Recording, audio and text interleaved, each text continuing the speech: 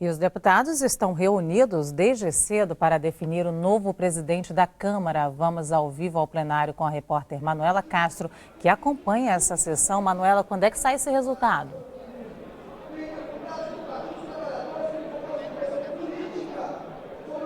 Olá, Luciana, boa tarde a todos que acompanham o Repórter Brasil.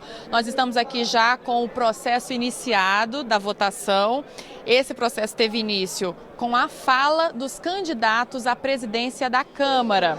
Quem começou falando foi o candidato Rodrigo Maia, do Democratas do Rio de Janeiro. Ele defendeu um mandato de diálogo, de harmonia e se sente bem preparado agora para a reeleição, depois de ter passado por um período aí como presidente da Câmara. O segundo a falar, Jair Bolsonaro, PSC do Rio de Janeiro, diz que vai fazer um mandato para o povo brasileiro e não para os abutres da política.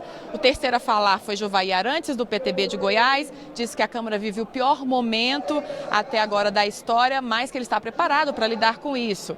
E, por fim, Júlio Delgado, que está falando neste momento do PSB de Minas Gerais, que está defendendo a estabilidade da Câmara dos Deputados. São 6 candidatos no total, então ainda faltam falar Luiz Erundina, do PSOL de São Paulo, e André Figueiredo, do PDT do Ceará.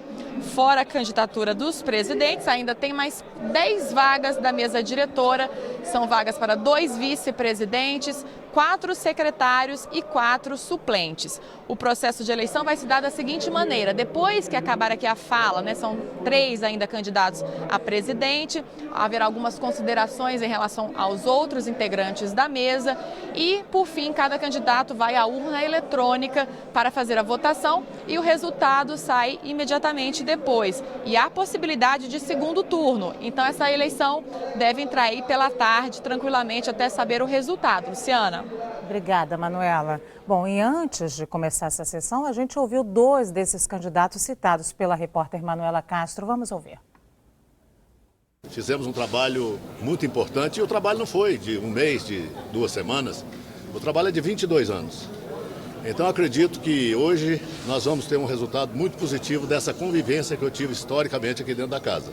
Eu não tenho um deputado que pode dizer que não gosta de mim aqui.